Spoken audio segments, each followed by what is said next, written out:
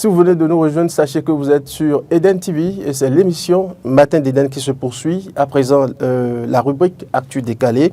Le thème du jour, mesdames et messieurs, c'est bien sûr les réseaux sociaux.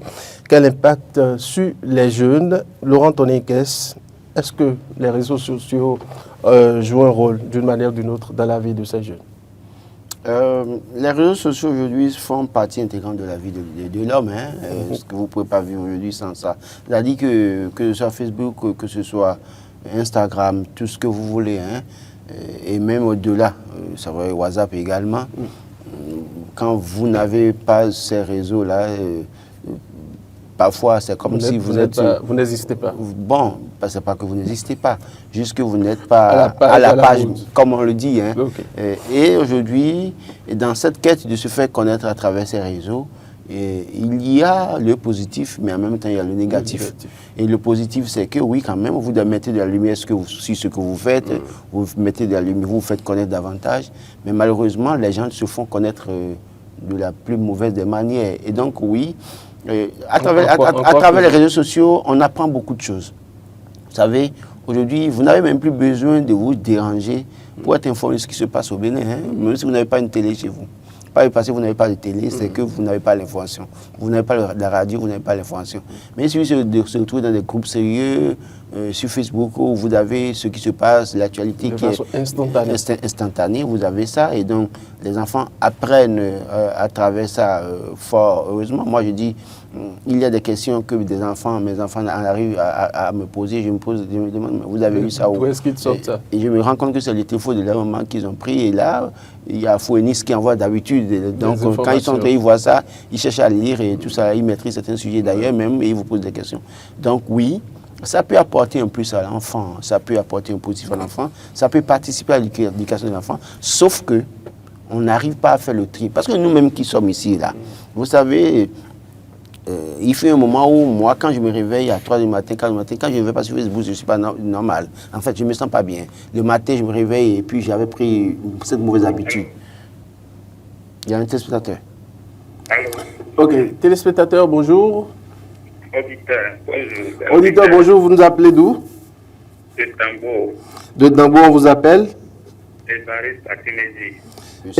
Monsieur Évariste, comment est-ce que vous portez? Monsieur Akinési, je me porte bien. D'accord. Bonjour, monsieur, c'est Marc qui est là ce matin. Non, Hector. Non, c'est Hector qui est là. C'est Hector Zogo. Oui. Bonjour. Okay, bonjour à tous. Oui, bonjour, monsieur Akinési. Alors, le thème du jour, c'est les réseaux sociaux. Quel impact sur les jeunes? Qu'est-ce que vous avez à dire à propos? D'abord, avant d'aller sur le sujet, je voudrais beaucoup vous féliciter et vous dire merci par rapport à tous les précisions que vous nous donnez chaque jour. Je pense que si les décideurs pouvaient être à l'écoute de votre émission, de ce débat matinal quotidien, et beaucoup de choses allaient changer. Monsieur Laurent, merci beaucoup. Et par rapport au sujet, je dirais juste que les réseaux sociaux, si nous savons faire bon usage, ça doit être beaucoup profitable pour nous. Et si nous ne savons pas encore bien l'utiliser, c'est que ça a beaucoup d'impact négatif. Et je ne vais pas être long. Je vais laisser la lumière à d'autres auditeurs de se prononcer. Bonne émission à vous. Merci. Allez, merci beaucoup à vous, monsieur Évariste. Très bonne semaine à vous. Donc, je disais que nous autres qui sommes ici, nous avons parfois du mal à nous contrôler par rapport à ces réseaux. Et donc, les enfants qui n'ont pas le discernement comme nous autres, évidemment, ils sont beaucoup plus exposés. Beaucoup plus exposés. Ils apprennent, ils lisent tout, ils apprennent tout. Et après, le plus souvent, c'est le mal qu'ils apprennent qui prend le dessus. Donc, je crois qu'il y a des impacts positifs. Les enfants peuvent apprendre, mais qu'est-ce qu'ils apprennent? Attention. Qu'est-ce qu'ils apprennent? Attention. Hugues Zogo. Oui, les réseaux sociaux, c'est un couteau à double tranchant, comme on le dit. Oui. Vous vous retrouvez avec des données positives, tout comme des données négatives, si vous ne savez pas vous y prendre. Maintenant, en ce qui concerne les...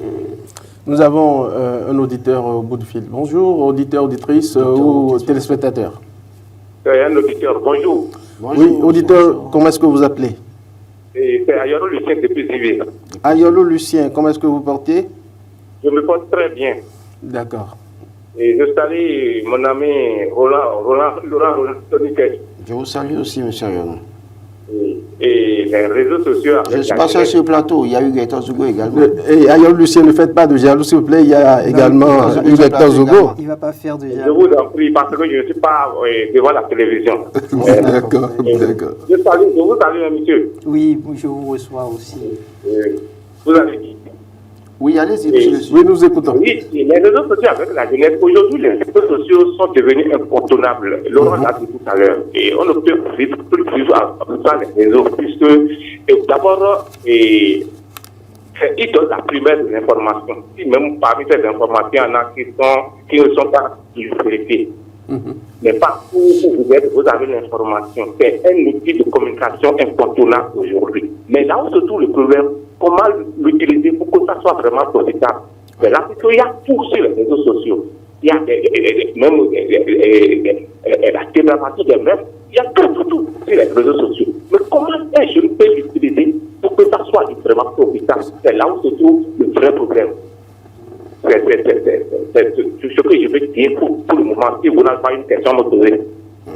Est-ce que vous arrivez, si vous me permettez de prendre la place oui, Laurent, allez-y, il n'y a pas de problème. Est-ce que vous avez laissé libre à vos enfants de gérer, d'avoir les réseaux sociaux et d'en faire ce qu'ils veulent? Ou bien vous avez un mécanisme de contrôle? Non, il faut encadrer. Il faut encadrer les jeunes. Oui, comment, de façon concrète? Il faut les accompagner. Il ne faut pas laisser maintenant les enfants seulement se balader sur les réseaux sociaux, c'est pas bien. Puisque les autres, ils n'ont pas encore la maturité pour savoir, savoir faire la différence entre le bien et le mal. Oui, mais en lieu et place, vous les occupez par la télévision. Qu'est-ce que vous faites de façon concrète? La télévision? En lieu et place des réseaux sociaux, vous les occupez par les films, les dessins animés à la télévision ou quoi? Qu'est-ce que vous faites de votre côté, de façon concrète? Et en lieu et place des réseaux sociaux, par exemple, ça dépend de l'âge de l'enfant. Il faut choisir ce qu'il doit suivre selon son âge. Il ne faut pas mettre tout à la disposition de l'enfant. Vous allez l'encombrer et même lui donner encore une mauvaise éducation. Voilà. Allez, merci beaucoup, Ayonou Lucien. Très bonne semaine à vous. Hugues Zogo, Laurent Toniquet, nous avons des réactions. Il parlait. Exactement. Donc, oui, c'est vrai. Je parlais de la relation positive que oui. les réseaux sociaux pourraient avoir, l'influence positive que ça pourrait avoir sur la jeunesse. La jeunesse, oui. Le premier aspect, pour moi, c'est le cadre éducatif. On peut aujourd'hui se servir des réseaux sociaux pour réussir son parcours scolaire, son parcours académique. Puisqu'on se fait former également via les réseaux sociaux. Oui, vous faire former via les plateformes numériques. Vous avez la possibilité de prendre des conseils chez peut-être un professeur qui se retrouve dans une localité très loin de vous. Et juste, peut-être par un appel vidéo, il a la possibilité de suivre tout ce qui se passe dans votre environnement et de vous dire exactement comment est-ce que vous pouvez vous comporter. Voyez-vous, ça c'est une note positive que les réseaux sociaux pourraient apporter. Vous n'êtes peut-être pas avec vos parents. Les réseaux sociaux vous rapprochent.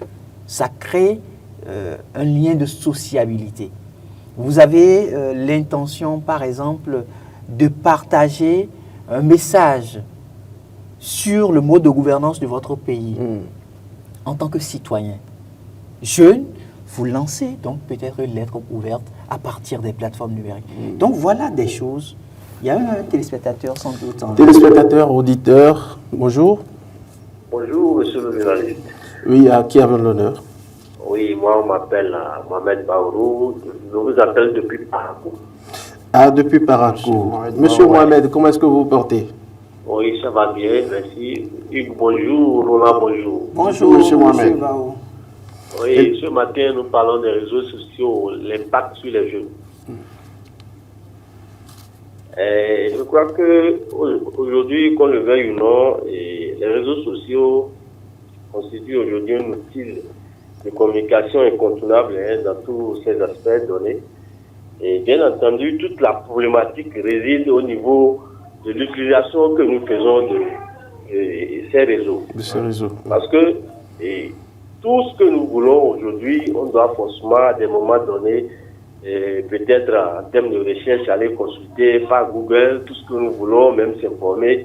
Et c'est ce que Roland disait, il dit aujourd'hui, quand tu as ton téléphone Android, tu peux être informé à la minute de tout ce qui se passe, alors que contrairement, il faut forcément avoir une radio à côté ou bien un poste téléviseur. Je crois que c'est la problématique que nous allons chercher à résoudre, c'est l'utilisation que nous faisons de cet outil. C'est pourquoi il y a même des scientifiques qui disaient que la science aujourd'hui a atteint un niveau maximum d'apogée, si je peux m'exprimer ainsi. Et il va falloir penser à une utilisation efficiente ou carrément un suicide collectif, quoi. C'est-à-dire, ils sont restés dans ce schéma-là pour dire que ce que nous voulons faire des réseaux sociaux, c'est une question de conscience. Maintenant, quant aux jeunes, il faut que chaque parent puisse encadrer son jeune. Il ne faut pas... Parce qu'ils sont fragiles. Ils sont fragiles. Aujourd'hui, même vous prenez un jeune de 25 ans, quand il développe une thèse, vous imaginez que ce qu'il dit et la réalité, il y a des fossés. Donc, il faut les suivre jusqu'à ce qu'à un âge donné, quand vous voyez que le jeune est mature, vous pouvez maintenant le laisser à sa conscience. Mais déjà, au premier moment, il faut que nous encadrons nos jeunes. Sinon, c'est la débauche. Merci beaucoup. Merci beaucoup à vous, monsieur Mohamed. Bonne journée à vous aussi. Très bonne journée à vous, oui. Hugues Hector, oui. Donc, le côté positif, voilà un peu ce qu'on pourrait retenir. Maintenant, en ce qui concerne le côté négatif, vous savez, aujourd'hui au Bénin, nous avons ce qu'on appelle le code du numérique. Et ce code-là nous limite par rapport à tout ce que nous ne devions normalement pas faire avec les plateformes numériques. Malheureusement, beaucoup ne savent pas le contenu de ce code. Oui. Vous commettez une erreur, ça pourrait vous être fatal. Vous coûtez énormément. Et, évidemment, parce que c'est un côté pénal. Et vous perdez votre droit à la liberté, vous vous retrouvez derrière les Il y a même barreaux. un enfant, si vous permettez, il y a quelques jours, qui a même insulté le chef de l'État, un enfant de moins de 15 ans. Et au point où il a il a fini par présenter des excuses. Vous imaginez ce que ça peut créer. Exactement. Et je crois que si... Par exemple, le juge des libertés, par exemple, n'était pas assez clément par rapport à cet enfant-là, il aurait pu se retrouver derrière les barreaux. Hugues Hector, nous avons un téléspectateur ou un auditeur au bout du fil. Auditeur ou téléspectateur, bonjour. Oui, bonjour, c'est un auditeur de la radio. On vous appelle, s'il vous plaît. Le tien paysan vivant, le maréchal premier, monsieur Paul Tozé, depuis la commune d'Adjara. Monsieur Paul Tozé, et ce matin? Ça va, ça va. Et les Adjaranou ou Adjara, oui. Et les Paul Gandhi, ils sont bien, ils se portent bien d'ailleurs. Allez, nous vous écoutons. Merci. Alors, concernant les réseaux sociaux, mais les gens ont déjà donné leur point de vue. Je m'associe à eux. Mais si, présentement, je suis venu, sérieusement, c'est pour vous remercier de tout ce qui s'est passé le samedi dernier à Ouida. Et je vous en félicite parce qu'avec cette délégation qui accompagne notre douanier des douaniers, vraiment, je suis très content de vous. Et je vous salue, je salue toute l'équipe. Nous vous saluons également pour votre présence. Ah oui, j'étais là, mais je ne vais pas connaître tout le monde, mais j'ai vu quand même quelques-uns parmi vous. J'ai vu quelqu'un parmi vous que je reconnais bien. Mais je vous salue tout ensemble. Merci pour le soutien. Et n'oublie pas les auditeurs aussi, parce qu'il y a 4 communes qui ont été représentées. D'abord, le village de Tabo, c'est Roméo Média. Il était là, ça veut dire que Calavi était représenté. Tabi, Diatoro de Cotonou dans le militaire, ça c'est Cotonou, Cotonou était représenté. Antonio Mathieu, c'est un Podi. Bon, tout le monde était représenté. Enfin, votre serviteur, ce paysan vivant d'Outboss, et comme vous avez l'habitude de comprendre, donc Adjara a été aussi représenté. Et puis, tout ça, là, ça m'a fait beaucoup plaisir et je salue tout le monde. Voilà ce que je voulais dire. Et aussi, je salue aussi la petite famille de notre doyen, PJ Ludovic Dagba.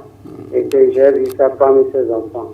Donc, mais Monsieur Paul, Monsieur Paul Tosé, vous n'allez pas partir sans quand même dire un mot sur la thématique du jour, les réseaux sociaux, quel impact sur les jeunes? Vous savez, moi, je suis né en 1933, comme j'ai l'habitude de dire. Et je ne sais même pas de quoi il s'agit. J'ai dit, bon, j'associe à ceux qui ont déjà pris la parole. Vous n'avez pas un smartphone, monsieur Tosé, quand même. Vous en avez. Moi, je ne sais même pas. D'abord, je ne sais même pas de quoi il s'agit. J'entends seulement parler de ça. Le temps. Monsieur Sacré, le sacré Paul, monsieur Paul Tosé, merci beaucoup à vous. C'est paysan. Bonne journée à vous et bon début de semaine. Allez, merci pour tout le soutien quand même. Hein. Alors donc, je parlais de ce côté négatif et j'ai fait référence donc au code du numérique. Mais il y a aussi la question de la dépendance. Vous allez voir aujourd'hui beaucoup de jeunes qui ont du mal. Ils se retrouvent dans l'environnement familial et l'enfant se retrouve avec son smartphone. Le père de famille fait pareil, la mère de famille. Et donc la famille se retrouve et chacun est occupé au salon, mais chacun est occupé. Donc nous sommes devenus dépendants de ces plateformes numériques-là. Est-ce qu'en réalité, ce que ça devrait être? D'accord. Voyez-vous. Et au-delà, il y a aussi la question du cyber-harcèlement qui, de plus en plus, est en train fait ravage et qui, de plus en plus, est en train d'être sévi sur notre territoire. Il y a beaucoup d'investigations qui se mènent aujourd'hui par la police républicaine et le CENI pour pouvoir dénicher ces acteurs-là qui utilisent malheureusement ces plateformes numériques pour en faire du cyber-harcèlement.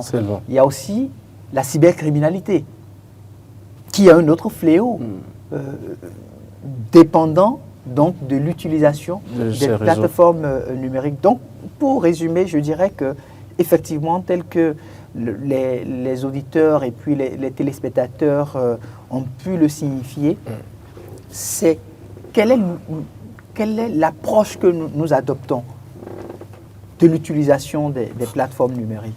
Est-ce que nous travaillons à pouvoir permettre aux jeunes de notre communauté d'utiliser à bon escient ces plateformes numériques ou est-ce que nous les laissons aller à la dérive, à la dépravation? Quand vous prenez par exemple, ne serait-ce que la plateforme TikTok, cette plateforme aurait pu être davantage utile pour les commerçants. Tout à fait. Mais malheureusement, quand vous regardez la quasi-totalité de ceux qui y vont, c'est la dépravation totale. C'est surtout la dépravation des mœurs qui se vit de plus en plus. De plus en plus. Et ça, c'est la couche juvénile. Donc pour moi, il y a un véritable problème qui se pose. Voilà, il y a une prise de conscience importante qui s'impose à chaque famille. Le débat doit se faire au niveau de chaque famille. Nous avons un téléspectateur ou auditeur au bout du fil. Bonjour à vous, comment est-ce qu'on vous appelle? Bonjour, moi c'est Sosten depuis Parakou. Monsieur Sosten depuis Parakou.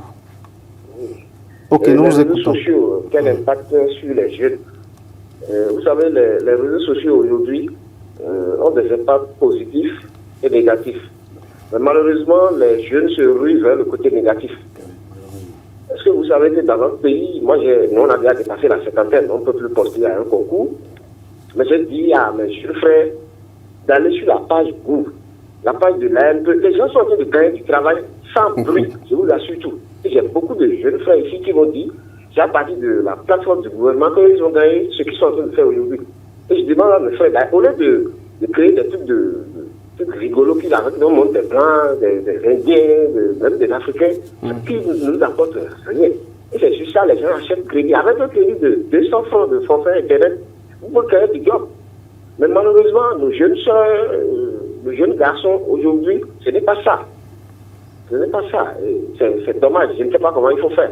Parce que ce n'est plus... Nous, on va dire ce qu'on peut dire. Malheureusement, c'est eux qui ont leur vie en main aujourd'hui. Sinon, quand vous parlez des réseaux sociaux, il y a beaucoup de choses, il y a beaucoup de choses positives. Oui. Malheureusement, c'est le négatif qui a pris le pas sur le positif. Et je ne sais pas comment il faut régler cette thématique-là. C'est un peu difficile. Mais je conseillerais à tous nos jeunes frères de prendre le bon côté de la chose. Voilà, c'est... Allez, merci. Merci beaucoup à vous, M. Sosten, et bien de choses aux habitants de Paco. Laurent, avant de vous donner la parole, nous allons lire 2 ou 3 réactions rapidement sur notre page Facebook. Polycap Tangan qui écrit « Les réseaux sociaux ont un impact positif sur les résultats des jeunes qui savent l'utiliser. » Et puis Lieb von Gold Zangarin, lui doit être un Allemand. C'est de la manière dont chacun le gère, tu te planifies et tu te donnes, et tu ne donnes que 1 à 2 jours pour te connecter. Landry Cessi, le souci se trouve au niveau de la gestion. Laurent Tonekes. Oui, je crois qu'il y a un téléspectateur ou auditeur en ligne d'abord. Auditeur au bout du fil ou auditeur téléspectateur. Oui, bonjour, monsieur le journaliste. Bonjour, à qui avons l'honneur? Vous avez monsieur Sébastien Rossou à l'appareil. Monsieur Sébastien Yoronsou, comment vous portez? Je me porte très bien et à vous entendre, je sais que vous aussi vous portez très bien. On se porte à merveille. Vous nous appelez d'où ce matin? De Cotonou-Missébor, dans le 5e arrondissement. Parfait. Alors nous vous écoutons votre réaction par rapport à la thématique du jour. Merci beaucoup. Vous avez entamé un bon débat, c'est un bon sujet, parce que les réseaux sociaux sont mal utilisés en Afrique. Nous l'utilisons ça à tort et à travers. Et si on ne prend pas garde, ça va détruire beaucoup de choses. Déjà, vous ne pouvez pas savoir combien de foyers ces réseaux sociaux ont détruits. Vous ne pouvez pas savoir combien de femmes qui ont abandonné leur maison, leur famille, leurs enfants à cause de ces réseaux sociaux. Parce que les gens s'attendent à ça, même les femmes aujourd'hui, apprendant ce qu'elles doivent faire chez elles pour satisfaire les maris et s'attaquent à des réseaux sociaux. Et on ne se contrôle même pas. Et vous êtes femme mariée, vous envoyez des messages aux hommes d'autrui qui vous envoient. Et dès que votre mari constate, oh là là, les dégâts sont là, ce n'est pas bien. Et l'autre chose, si vous voyez les Facebook, les TikTok aujourd'hui, et vous voyez tout ce qu'on envoie de ça, tout ce qui est de saleté, les gens sont prêts même à se mettre nus sur les réseaux sociaux. Et nous sommes des Africains. Cela n'existait pas avant. L'Africain se respecte. Les gens même les problèmes de leur foyer, les problèmes de leur famille, les problèmes entre amis, on les amène, on les installe sur les réseaux sociaux. Et c'est une très mauvaise chose. Donc il va falloir que chacun prenne conscience de tous ces dangers et de savoir que tout ce qu'ils sont en train de mettre sur les réseaux sociaux, ça a une durée de vie de 99 ans. 90 ans, ça fait 100 ans, moins 1 an. Vous mettez quelque chose. Aujourd'hui, vous êtes ennemi avec quelqu'un et vous jetez tout ce que vous voulez, vous avez contre lui sur les réseaux. Demain, vous pouvez devenir des amis. Et ça va rester sur les réseaux sociaux et vous rattrapez demain. Donc, savoir utiliser les choses de bon côté et non du mauvais côté. Sébastien Yorosso, merci à vous. Merci à votre groupe. Merci beaucoup à vous, M. Sébastien. Laurent Tonekes. Je crois qu'avec les réseaux sociaux aujourd'hui, nos enfants n'ont plus de personnalité. Il faut vraiment revenir là-dessus. Ils ont pour personnalité comme modèle ceux qui sont dans le foutu sur les réseaux sociaux. Ils veulent voir la Starmania qui montre des foules. Oui, non, qui fait les dérangements là, c'est un modèle pour l'enfant. Un enfant de 12 ans qui allume sa caméra et commence à faire des dérangements. Un garçon qui va sur les réseaux sociaux, son modèle c'est de voir l'autre là qui vient prendre la chicha en direct. Ça l'intéresse, il veut aller prendre aussi la chicha. Donc, les enfants n'ont plus de personnalité, malheureusement, et c'est la faute aux parents que nous sommes aujourd'hui. Et puis aussi, il faut quand même aussi revenir sur un fait. L'un des impacts aujourd'hui, c'est que nos enfants écrivent très mal. Parce qu'au niveau des réseaux sociaux, on a l'habitude d'abréger. On fait, et puis on écrit au son. Parfois, on écrit au son. Surtout sur WhatsApp, les enfants écrivent au son. C'est-à-dire, le plus important, c'est que tu comprennes ce qu'on a envoyé comme message. Et le problème, c'est que les gens ont délaissé les livres au profit des réseaux sociaux. Il va falloir revenir à ces fondamentaux fondamentales-là, faire en sorte que les enfants qui utilisent en même temps qu'on ait des moments où ils doivent aller prendre leur livre et lire. Et lire sur des trucs thématiques assez instructifs plutôt que de les laisser tout le temps sur les réseaux sociaux. Malheureusement, aujourd'hui, il ne s'agira pas de dire « mon enfant n'utilisera jamais un portable ». il vaut mieux encadrer. Et aujourd'hui, sur certains smartphones, vous avez le contrôle parent. Il y a cette... À distance, oui. Il y a comment vous appelez, ce paramètre-là que vous pouvez activer. D'activer, de savoir. Et même, pas à distance seulement. C'est-à-dire que l'enfant, quand l'enfant ne peut pas aller sur certaines plateformes. C'est restreint. C'est restreint. Et donc, il faut quand même le faire parce que beaucoup de parents ont refusé aux enfants d'avoir des téléphones. Mais les enfants de téléphone, qu'ils essaient de manipuler la nuit, à 2 h du matin, 3 h du matin, quand vous dormez, l'enfant se réveille, il met son portable sous sa moustiquaire, il se couvre avec le drap. Ils essayent d'échapper à la surveillance des parents. Oui, parce que il vaut mieux lui donner le téléphone aujourd'hui pour lui dire, voilà l'utilisation que tu peux en faire, et par moment le surprendre. Si vous refusez, beaucoup d'enfants et beaucoup de parents ont été surpris ces dernières années, ces dernières semaines, ces derniers mois, j'en ai connu plein. L'enfant a un smartphone dans la même chambre que les parents dorment, il dort, et sous son drap de lit la nuit et sous la moustiquaire, il manipule bien son portable, il fait tout ce qu'il fait, il veut sur les réseaux sociaux, il échange avec les amis sur Facebook, et quand vous découvrez ça, c'est un choc pour beaucoup de parents.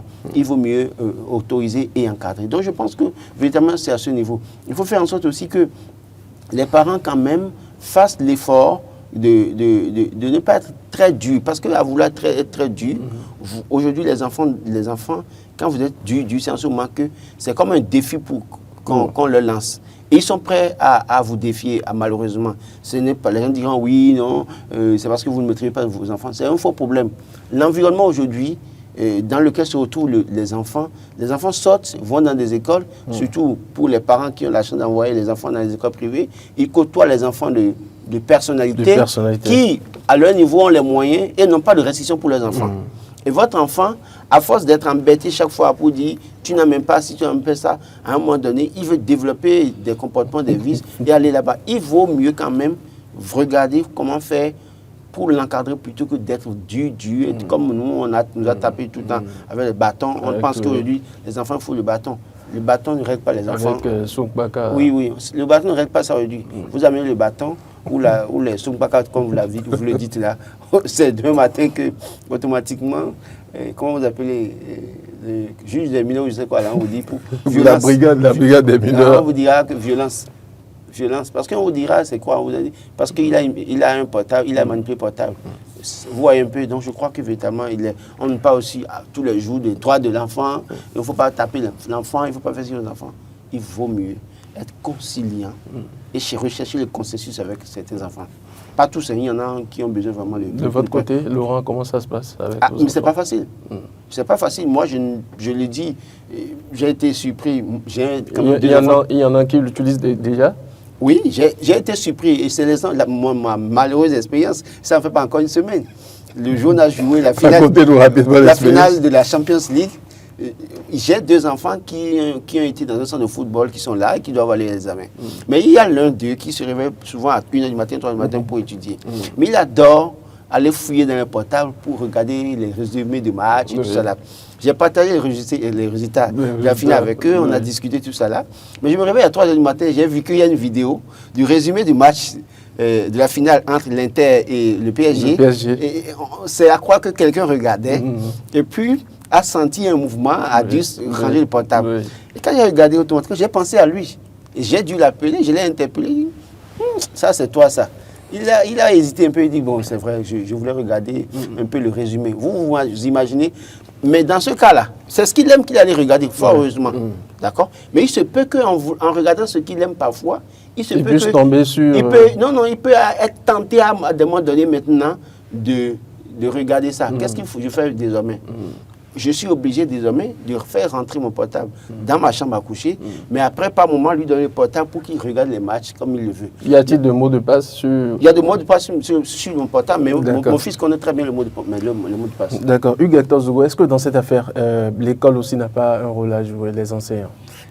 Les enseignants ont un rôle à jouer, mais je pense que le gros lot, c'est d'abord à la maison, au niveau des parents. Si l'enfant ne vient pas à l'école avec un téléphone portable, par exemple, l'enseignant n'a pas à faire un suivi. Donc, c'est d'abord à la maison. Il y a des écoles, par exemple, où C'est strictement interdit. C'est strictement interdit. Mais des parents d'élèves vont vous dire non, vous n'avez pas à interdire à mes enfants de garder un téléphone portable. Je pense que c'est de l'aberration. Ils incitent même les enseignants. Oui, c'est ça. Parce que quand vous êtes parent et vous donnez cette impression déjà à l'enfant, ça pose un véritable problème. Pour moi, nous devons travailler effectivement à renouer avec l'identité africaine, que chaque famille travaille à mettre les vraies valeurs au cœur de l'éducation pour que les réseaux sociaux ne viennent pas dénaturer en fait qui nous étions. D'accord. Voilà. Alors nous allons faire un dernier tour de table rapidement. Laurent Tonekes, pour finir. Non, je crois que, comme je l'ai dit, il faut véritablement donner le portable à l'enfant aujourd'hui, l'encadrer plutôt que, et lui interdire d'aller mener ça à l'école, parce que quand ils amènent ça à l'école, c'est pour les perturber les autres aussi parfois, et tout ça. Donc l'encadrer et lui parler. Si l'enfant aime quelque chose sur les réseaux sociaux, chercher à découvrir ça. C'est comme le mien, c'est le football, il aime. Par moment, lui remettre le portable, ok, regarde les matchs, sur ce que tu veux, les résumés, et puis après vous reprenez ça. Là au moins, mais si vous empêchez, il va chercher à le faire derrière vous, en le faisant derrière vous, il aura des tendances à découvrir d'autres choses, et c'est grave pour les parents. C'est grave, oui. Hugues Hector, pour finir rapidement. Non, je pense quand même que les parents ont une lourde mission à pouvoir assumer. C'est de vérifier effectivement ce qui se passe dans la vie de leurs enfants, surtout quand ceux-là commencent par avoir accès au téléphone portable. Allez. Merci beaucoup à vous, Hugues Hector Zogo. Merci à vous, Laurent Tonekes. À vous, chers téléspectateurs, merci de nous avoir suivis. Auditeurs de la 102.3 FM, merci de nous avoir suivis. C'est la fin de Matin d'Éden de ce matin. Rebecca Ogou l'a réalisée. Elle était assistée de Marcel Liedo, Matin Toinset et de Modeste. Merci de nous avoir suivis. À très bientôt. Bonne suite des programmes sur Eden Télévision.